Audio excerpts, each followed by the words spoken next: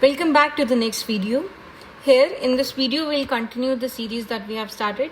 The focus of this particular video is to make sure that we are doing UPSC PYQs in a comprehensive manner. That is the main focus, comprehensive manner. And in the comprehensive manner, we have three things that we keep in mind. First, we solve the question using an approach. We can call it a method where we use our knowledge.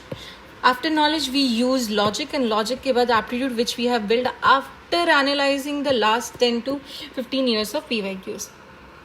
After solving, we do basic research. Basic research would be that we understand which part of syllabus it is, and we see whether it was a doable question or not, whether it was hard or not. The third thing that we'll be doing is deep research, that we'll focus upon the options that are there. Like for example, in this, if it is mentioned M.N. Roy or J.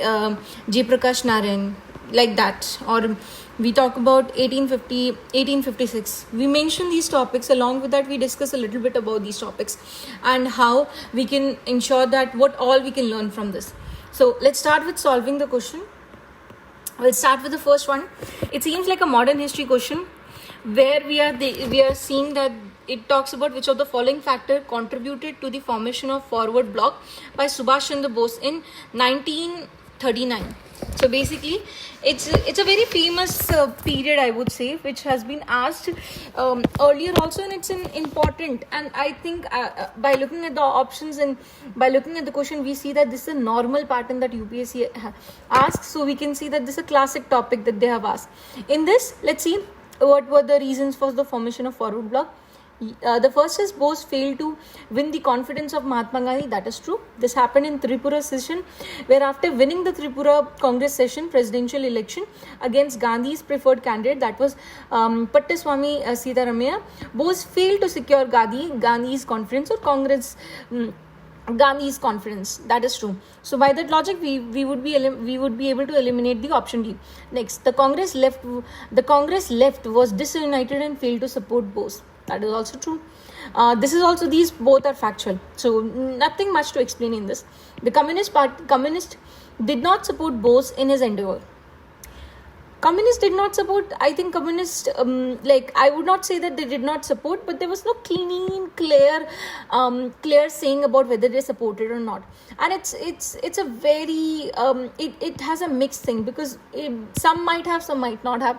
So by that logic, we can eliminate option A and C, and we can come to answer as B. Answer as option B.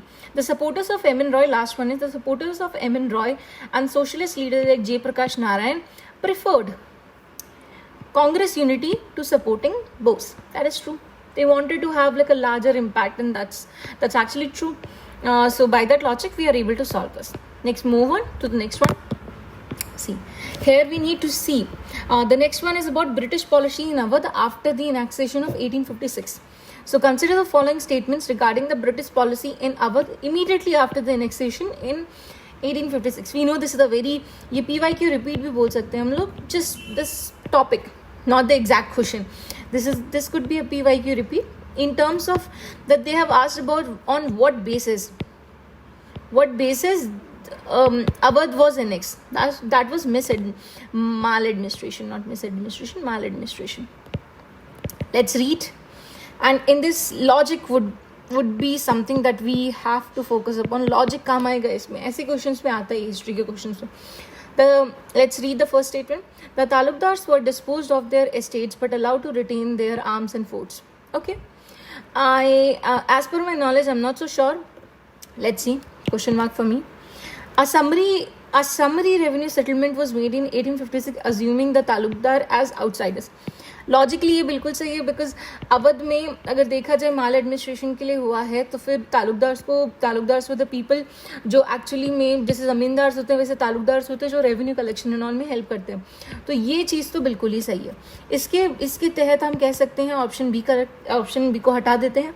Next, the British believed in taking revenue directly from the peasant by removing taluqdars. This actually supports this. इन्होंने ये किया and उसका effect ये हुआ. तो ये दोनों तो एक दूसरे को कॉम्प्लीमेंट कर रहे हैं. तो by the logic option D is deleted. Option D को हम डिलीट कर सकते हैं. Now the answer, the first thing जो आता है अपना ये पहले वाले पे, ये देखो थोड़ा सा फैक्चुअल है. अगर हमें पता है तो हमें पता है, बट एक चीज़ हम बोल सकते हैं कि तालुकदार्स को उनको डिस्पोज करते, अभी तो आउटसाइडर बोला था ना, देयर इज अ कनेक्शन हम इसमें देख रहे हैं. कॉम्प्लीमेंट्री है ना, सबको एक दूसरे को कॉम्प्लीमेंट कर रहे हैं, कुछ अलग तो बोल ही नहीं रहे. फोर्ट और आर्म्स को रिटेन भी कर ले तो उससे क्या ही बड़ा फर्क पड़ जाएगा उन्हें. तो by that logic we can say that answer option C is correct in this. Now let's move on to the 18th. ये असर्शन रीजन वाले क्वेश्चन है. देखा जाए, देखो आई थिंक जो असर्शन रीजन वाले क्वेश्चंस पहले पूछे जाते थे ना कि ये इसका असर्शन है, ये इसका रीजन है, उस असर्शन रीजन का एक बड़ा फॉर्म, एक न्यू पैटर्न है. लेकिन ये एक न्यू फॉर्म, न्यू पैटर्न भी बोल सकते हैं, बट एक broader version of what we used to study in the assertion reason वाला पार्ट. सो यहाँ पे एक पॉइंट बोला गया है हमें, the genesis of political alliance based upon community lay in very nature of Montesquieu Chelmsford report. Political alliance जो थे वो कम्युनिटी, मतलब कहीं ना कहीं ये बोलना चाह रहा है कि बिकॉज कुछ ना कुछ तो ऐसा मॉन्टेग्यू चेम्सफोर्ड रिपोर्ट कर रहा था जिसकी वजह से people were uniting. Let's see, ये फैक्चुअली करेक्ट है. So this is the information that they have provided us. Okay, let's see whether it supports or not. Reforms retained and extended principle of separate electorate. This is absolute right. Factually भी सही है. And ये कहीं ना कहीं बताता है community क्यों साथ में आएगी, पॉलिटिकल अलायंस क्यों लेके आएगी, बिकॉज कुछ ना कुछ तो सेपरेट कर रहे हैं ना वो. That's why it is opposite. तो it is true. By that logic option B हम काट सकते हैं. Separate electorate were suppose to counter Indian nationalism which was growing stronger. ये भी बिल्कुल सही है, बिकॉज यहाँ पे इंडियन नेशनलिज्म की बात कर रहा है, political alliance based upon community. ये वेरी नेचर ऑफ दिस, ये कहीं ना कहीं सेपरेट इलेक्टोरेट काउंटर करना चाहता था. ये भी बिल्कुल सही है, कॉम्प्लीमेंट्री है इसके. Deprived classes rallied around the favour inherent in separate electorate. देखो डिप्राइव्ड क्लासेस क्या थे, हमें पता है 1930s में कहीं जाके हमारा पूना पैक्ट होता है. पूना पैक्ट से पहले there were many communities, small communities थी जो deprived भी थी. For example, we had Muslims, for example, we had the scheduled caste and others. We can also talk about tribes and all. They were all there and they were very deprived because they were not given much right and उनकी कोई political participation नहीं थी. And उस time के हिसाब से context matter करता है इस question में. उस हिसाब से they wanted separate electorate because they, not all but some of them did rallied and it was one of the favor because separate electorate उन्हें presentation देता था, representation. So ये कहीं ना कहीं सही हो जाता है. By that logic we can say the option D. ये aptitude based है. ये कहीं ना कहीं असर्शन रीजन के क्वेश्चन है जिसमें हमें ये बता रखा है कि ये वाला जो पार्ट है और ये दोनों हैं, इसको बस ये बताना है ये सही है, लेकिन ये इसके बेसिस पे है या नहीं है. लेकिन इन दोनों को कनेक्ट करने के लिए, connecting this part and this part, we would need the knowledge of history. History की नॉलेज में जाननी होगी, तो हम इन दोनों को कनेक्ट कर नहीं पाएंगे. So by connecting that it's a new pattern. But ये बहुत इंटरेस्टिंग है कि पहले पूछ रखा है हम. Of course this it's big difficult to actually come to a conclusion कि हाँ ये पूछा जा सकता है अगली बार. We can not say that, but हमें ये पता है कि ये उसी का ब्रॉड पार्ट है, दिख रहा है मुझे. Let's move on to the next one. अगला जो क्वेश्चन बोलता है वो बोलता है Pandit Mallikarjun Mansur, sorry for wrong pronunciation if there was, the famous classical singer from Karnataka represented. देखो नॉलेज वाइज तो I have no idea, knowledge तो कुछ है नहीं, इसमें आइडिया नहीं है. लेकिन हमें इतना ज़रूर पता है, हम ये बोल सकते हैं कि घराना और artist pairing classical, last year भी ऐसा ही क्वेश्चन पूछा गया था अबाउट दिस. वो समथिंग अबाउट दी महाविद्यालय के बारे में कुछ पूछा गया था, समथिंग रिलेटेड होता जिसमें हमारा लाहौर और उसमें आया था गंधारा कुछ तो पूछा था, something related to that. I remember something was there. So इसमें देख सकते हैं कि क्या हम आंसर निकाल सकते हैं नहीं. देखो इसमें मैंने जो मेरे अकॉर्डिंग ये है कि अगर मैंने लॉजिक लगाया, मैंने ये लॉजिक ये लगाया कि यहाँ पे आगरा, ग्वालियर, पटियाला, जयपुर ज़रूर है, बट ये अतरौली, घराना is something which I do not know. But ये सारे क्या है, नॉर्थ इंडिया और सेंट्रल इंडिया के पार्ट होते हैं, सेंट्रल इंडिया के पार्ट है. ये वाला जो ऑप्शन है कहीं ना कहीं बहुत अलग सा है, बहुत डिफरेंट सा है. And this is the logic I have used in exam also. So I would say that I go with this option as compare to the others. इसके थ्रू इसके बारे में डिटेल में जानेंगे कि ये घराना क्या क्या है, क्या क्या बात करते हैं और किससे अलाइन करते हैं, ठीक है। नेक्स्ट आता है which one of the following which one of the among the following text does the term क्षेत्र पत्नी mistress of the field originate. देखो इस वाले पार्ट में ना इसको तो हम हटा सकते हैं, ये क्षेत्र पत्नी के बारे में, because it seems like a northern, it's not a south Indian name, south Indian नाम नहीं है, क्योंकि ये जो अष्टधानी जो है वो पन्नी की संस्कृत, मतलब सॉरी फॉर दैट, ये एक्चुअली में अष्टधानी जो है वो संस्कृत के बारे में है, जो एक ग्रामर टेक्स्ट की बात करता है, संस्कृत का ग्रामर टेक्स्ट की बात करता है। सॉरी इफ आई सेड कि ये साउथ इंडियन है, बट ये एक्चुअली में अष्टधानी जो है वो पन्नी की जो ग्रामर टेक्स्ट है उसकी बात करता है, ठीक है। तो this can not be there. अर्थशास्त्र देखो कंफ्यूज हो सकते हैं, बिकॉज अर्थशास्त्र बहुत ब्रॉड है, तो इसके बारे में बात कर सकते हैं, हो सकता है। अथर्व ऋग्वेद रिचुअल्स की बात करता है तो वो मिस्ट्रेस की बात करेगा नहीं, एंड वो डीटीज वगैरह सेक्रीफाइस एंड ऑल के बारे में बात करते हैं, तो ये नहीं हो सकता। ऑप्शन हमारा अथर्ववेद और अर्थशास्त्र। और हमें इतना पता है कि अथर्ववेद कहीं ना कहीं कभी ना कभी वो किसकी बात करता है, it does talk about these agriculture, और उसमें ये इसको फॉरेस्ट एंड ऑल के बारे में भी थोड़ा बताया जाता है इसमें, तो कहीं ना कहीं ये हो सकता है। नॉट 100% श्योर, लॉजिक एप्टीट्यूड कहीं से भी ये क्वेश्चन नहीं बन सकता है, बट हम ये देख सकते हैं दो ऑप्शन पे तो आ सकते हैं ना कि ऋग्वेद या अथर्ववेद में से एक हो सकता है, ठीक है। तो by that logic there is a possibility that we can come to it. So this was all about solving the question. Let's study little bit about these, ठीक है। देखो सुभाष चंद्र बोस के बारे में थोड़ा जानेंगे तो हमें पता चलेगा कि सुभाष चंद्र बोस के बारे में आई थिंक बहुत कुछ, means the less we know the more we know the less we know, ऐसा हो जाता है, because there is a lot to know about him. तो कुछ पॉइंटर्स हम देख लेते हैं जिसके बारे में हम सुन के भी हमें थोड़ा मतलब थोड़े से ये हो जाए कि yes we know some bit about him, and थोड़ा सा हमारी जो अगर जिनको पता है we will be able to revise those concepts, okay. देखो बैकग्राउंड के बारे में एक तो हमें पता है कि उन्होंने भी CIC का मतलब ICS का एग्जाम निकाला था, रैंक 4th आई थी उनकी, that's something we know. We also know that he is someone who focused upon Purna Swaraj के बारे में फोकस किया था उन्होंने। He is also someone who wanted to focus upon military approach के बारे में, मिलिटेंट अप्रोच बोल सकते हैं, मिलिटेंट अप्रोच के ऊपर किया था, जिसमें उन्होंने आज़ाद हिंद फौज भी बनाई थी अपनी, एंड वो क्या बोलते हैं कांग्रेस के प्रेसिडेंट रहे हैं हरिपुरा सेशन में, त्रिपुरा में दोबारा इलेक्ट हुए थे कांग्रेस के सेशन में माना जाए। चौथी बात हम इसमें ये भी जान सकते हैं कि उन्होंने फॉरवर्ड ब्लॉक बनाया, the question that was asked, कभी फॉरवर्ड ब्लॉक बनाया है। हम एक और चीज़ ये जान लेते हैं कि उन्होंने आज़ाद हिंद फौज, ये जो आज़ाद हिंद फौज उन्होंने नहीं बनाई है। फ्री इंडिया कैंपेन जो है उन्होंने ही चलाई थी बर्लिन में, फ्री इंडिया कैंपेन, और उसके लिए उनके पास फ्री इंडिया सेंटर भी था वहाँ पे, ठीक है। नेक्स्ट बात हमारी क्या आ जाती है, हमारी नेक्स्ट ये भी आ जाती है कि इंडियन नेशनल आर्मी, इसी का इंडियन नेशनल आर्मी के बारे में भी उन्होंने बताया। उनके प्रोविंशियल आज़ाद हिंद जो होती है प्रोविंशियल गवर्नमेंट की बात भी उन्होंने करी थी। उसके बाद ही इज़ द वन, उन्होंने द इंडिया स्ट्रगल भी लिखी है, द इंडियन स्ट्रगल के बारे में। दूसरी बुक उन्होंने लिखी है एन इंडियन पिलग्रिम, इसके बारे में बात की है। उनकी डेथ की कंट्रोवर्सी है, this something which is there controversial बात वो आ जाती है। उसके बाद हम ये अभी हमने देखा कि कैसे दिस फॉरवर्ड ब्लॉक के बारे में हमने थोड़ा बहुत जाना इस क्वेश्चन के through, how it was supported and all, this was bit about him, and उससे हमें नॉलेज मिल गई है।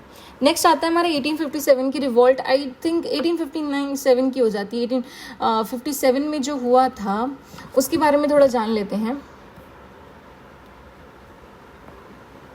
हमें इतना पता है कि this was a time where क्या बोलते हैं डॉक्ट्रिन ऑफ लैप्स ज़रूर चल रहा था। दिस वाज 1856 तक हमारा डॉक्ट्रिन ऑफ लैप्स तो चला, ये 1856 में, बट ये डॉक्ट्रिन ऑफ लैप्स के थ्रू अवध नहीं गया था, अवध गया था मिस गवर्नेंस के, उससे मिस गवर्नेंस के बेसिस पे गया था ना। इसके बाद ही हमारा कौन सा 1857 का रिवोल्ट हुआ था। दिस रिवोल्ट एक्चुअली माना ये जाता है कि जो अवध का एनेक्सेशन हुआ था उसके बेसिस पे ही, मतलब this became a triggering point, one of the triggering point for 1857 का रिवोल्ट. सो एक थोड़ा सा इन्फॉर्मेशन ये हमने जान लिया है. And Montague Chelmsford Revolt is something which is very famous. अगर देखा जाए तो it is something that is always talked about. तो हम उसके बारे में भी हम ये थोड़ा बहुत जान सकते हैं. देखो, this was the time where 1919 में जब ये बात हुई थी. इसमें बेसिक नॉलेज दे रही हूँ. I think you would be studying this. ये बहुत बेसिक बात है but still we need to know. जो 1919 का था, इसमें हमने बात करी थी डायरकी की, मतलब डायरकी की बात हुई है इसमें provisions. The other provision that is given, that is dual rule की बात करते हैं. नेक्स्ट जो चीज़ आती है कि इसमें हमने ड्यूअल रूल कहाँ पे, प्रोविंसेस पे. और इसमें दो चीज़ बात करी थी. There would be reserved and transfer list. Reserve list जो होगी वो गवर्नर के लिए, ट्रांसफर जो प्रोविंशियल गवर्नमेंट्स को दे दी जाएगी. इसके बारे में क्वेश्चन आ चुका है that they have asked about what is there in the reserve list और in the transfer list. Next जो आता है प्रोविंसेस में हमारा विमेन सफराज, जो वुमेन को वोट दिया गया था, मतलब सेपरेट इलेक्टोरेट को बढ़ाया गया था. Not all women, some of the women. उसके बाद इसमें बाइकैमरलिज्म जो था सेंटर में इंट्रोड्यूस कराया था.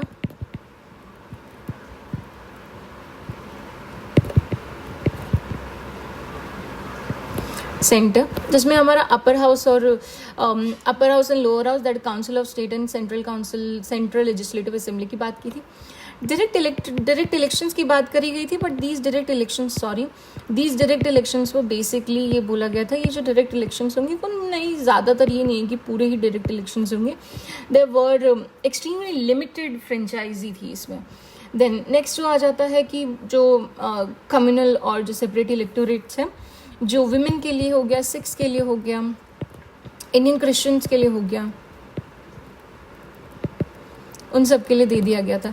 एंग्लो यूरोपियंस के लिए, एंग्लो इंडियंस के लिए हो गया, और यूरोपियंस को भी दे दिया गया था. अदर प्रोविजंस में अगर देखा जाए तो हमें ये भी पता है कि this was the same time जहाँ पे ये बोला गया था कि आफ्टर 10 ईयर्स एक रिव्यू कमीशन बनेगी, जिसे हम साइमन कमीशन के नाम से जानते हैं. This was the same time जब बात करी गई थी कि दिस 1919 का ही बात थी, जहाँ पे चेम्बर ऑफ प्रिंसेस की बात करी गई थी.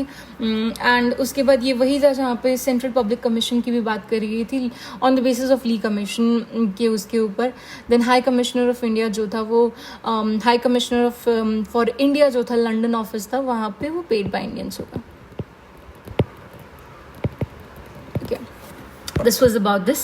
Next would be the 1919 question, जिसमें हम थोड़ा बहुत जान सकते हैं, बिकॉज ये वाला जो पार्ट है कहीं ना कहीं एक क्वेश्चन तो आ रहा है. पिछले साल भी सिमिलर काइंड ऑफ क्वेश्चन पूछा गया था.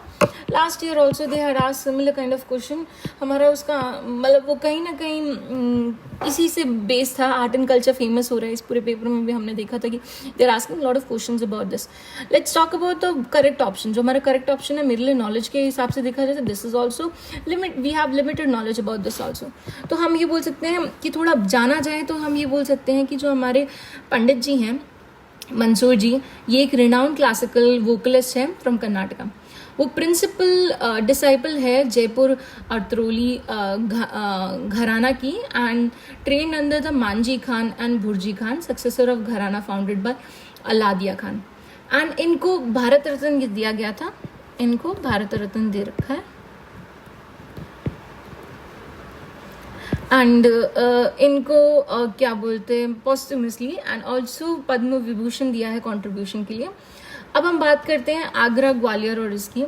अगर हम आगरा की बात करते हैं, ग्वालियर की और पटियाला घराना की बात करते हैं, ये ऑल वेल नोन घरानास है. बट इनमें से एक्चुअली में कोई हम बोल नहीं सकते they are related to this, but हम इनके बारे में थोड़ा बहुत जान सकते हैं. जैसे आगरा, ग्वालियर, पटियाला घराना is an important Hindustani classical में हमारा आ जाता है. ठीक है. नेक्स्ट आ जाता है ओरिजिन ऑफ द टर्म क्षेत्र पत्नी. जो है ये वैदिक टर्म्स आजकल, मतलब टर्मिनोलॉजी इज फेमस, बट क्षेत्र पत्नी के बारे में मैंने नहीं पढ़ा था, तो knowledge wise we can not say कि अभी तक पढ़ा नहीं है, तो थोड़ा इन डेप्थ पूछा जा रहा है. तो अगर ये अथर्ववेद में क्या पाया जाता है उसके बारे में थोड़ा बता सकते हैं. ये एक हाइम है जो एग्रीकल्चर रिचुअल्स और फर्टिलिटी ऑफ द लैंड की बात करता है. और जो अथर्ववेद हैं उनमें एक्चुअली में ये कंटेन किया जाते हैं, जिनमें हम अर्थ, फील्ड डीटीज और पर्सोनिफिकेशन ऑफ कल्टिवेशन और डिस्टिंक्ट रिचुअल सेक्रीफाइस, मतलब ये डिस्टिंक्ट होता है जो रिचुअल से अलग होता है। उसके बाद हम थोड़ा सा ऋग्वेद के बारे में जाने तो ऋग्वेद के बारे में हमें इतना पता है कि प्राइमरली डीटीज इन सेक्रीफिशियल कॉन्टेक्स्ट के बारे में बात करता है। और ये अष्टधानी मैंने बताया कि ये पानी की ग्रामिकल जो संस्कृत ग्रामर टेक्स्ट है उसकी बात करता है। अर्थशास्त्र की बात करी जाए, अर्थशास्त्र में हमें पता है बहुत ब्रॉड है, स्टेट क्राफ्ट, इकोनॉमिक्स के बारे में और सारी चीज़ों के बारे में ही है, ये बात करता है। सो बेसिकली हमारी रिसर्च और एनालिसिस के हिसाब से let's move on to the basic learning that we have for this particular topic, particular session. हमें देखो, हमें इतना तो पता है कि aptitude is becoming very important. Knowledge के हिसाब से क्वेश्चन सॉल्व होते हैं। Knowledge gives us base. First, knowledge हमें एक बेस देता है which is very important.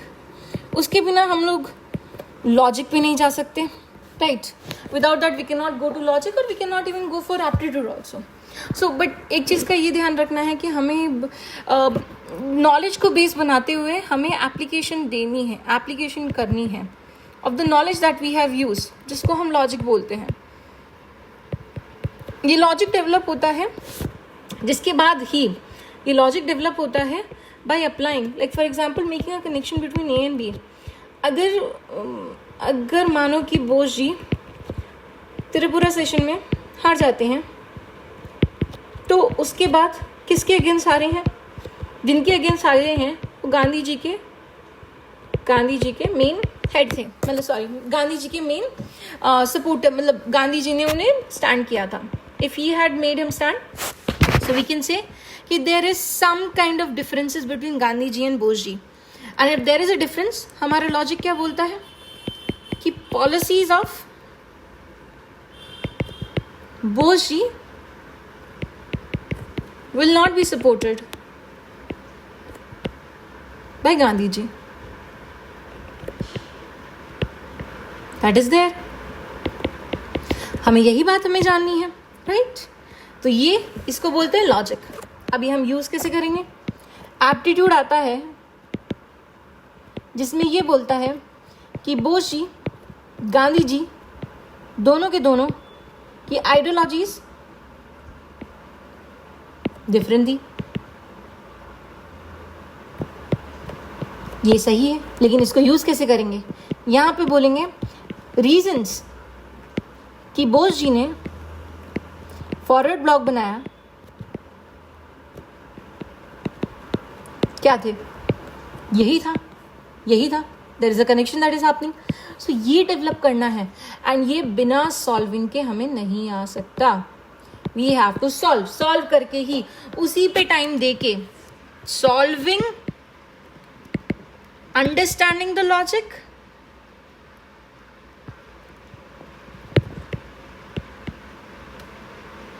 And registering in our brain.